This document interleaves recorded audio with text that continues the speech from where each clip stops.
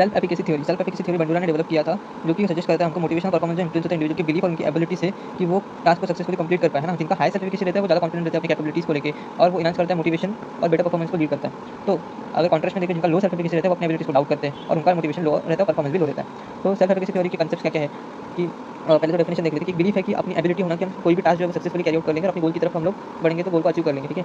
जैसे कि अगर एक स्टूडेंट है जिसको हाई सेल्फ एफिकेसी है तो वो बिलीव करता है कि मैं एग्जाम को अच्छे से पार कर लूँगा प्रिपरेशन करके, ना पास हो जाऊँगा, एग्जाम अच्छे मार्क्स लाऊँगा अगर मैं अच्छी प्रिपरेशन करूँ।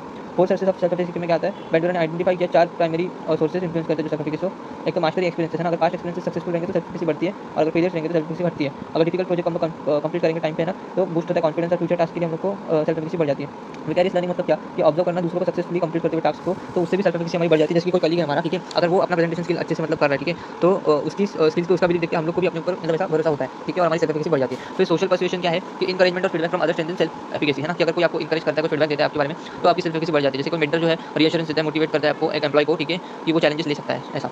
फिर इमोशनल और फिजिकल स्टेट्स, पॉजिटिव इमोशंस और गुड फिजिकल हेल्थ अगर रहेगी तो सेल्फ एफिकेसी बढ़ जाती है, और स्ट्रेस और फैटिग रहेगा तो सेल्फ एफिकेसी घट जाती है। कि अगर कोई काम है और प्रिपेयर्ड है ना मीटिंग से पहले, तो उसका कॉन्फिडेंस बढ़ जाता है और सेल्फ एफिकेसी बढ़ती है, ठीक है। प्रोसेस क्या है सेल्फ एफिकेसी और मोटिवेशन और परफॉर्मेंस में सेल्फ एफिकेसी का, तो टास्क सिलेक्शन, ठीक है। जिनकी सेल्फ एफिकेसी ज़्यादा रहती है वो लोग चैलेंजिंग टास्क लेते हैं ना, और डिफिकल्टीज को मतलब परसिस्ट करते हैं ना। और जिनकी लो सेल्फ एफिकेसी रहती है वो अवॉइड करते हैं चैलेंजिंग टास्क को और गिव अप कर देते हैं। एफर्ट एंड परसिस्टेंस, है ना, हाई सेल्फ एफिकेसी वाले जो लोग होते हैं वो ग्रेटर एफर्ट डालते हैं, रेजिलियंस रहता है उनमें कि वो ऑब्स्टेकल को पार कर सकते हैं। जैसे कि कोई एथलीट है तो अगर उसमें हाई सेल्फ एफिकेसी है तो वो अपने आप को इतना हार्ड ट्रेन करते हैं, चाहे उसको लॉस क्यों ना मिले, लेकिन वो फिर भी इंप्रूव करता है। परफॉर्मेंस आउटकम्स, है ना, अगर एफर्ट बढ़ाया जाए, इंक्रीज किया जाए, परसिस्टेंस बढ़ाया जाए तो रिजल्ट होता है बेटर परफॉर्मेंस में, है ना। तो ये रीइंफोर्स करते हैं सेल्फ एफिकेसी को एक पॉजिटिव साइकिल में। फिर एप्लीकेशन क्या क्या है सेल्फ एफिकेसी की, गोल सेटिंग और अचीवमेंट, है ना। अगर गोल सेट करना है ना, चैलेंजिंग गोल्स उनको अचीव करना है तो सेल्फ एफिकेसी जो है बढ़ जाती है। अगर आप प्रोवाइड करेंगे एम्प्लॉइज को मैनेजेबल टास्क के साथ, है ना, जो वो कर सकते हैं, तो फिर वो डिफिकल्टी बढ़ाता है, ठीक है।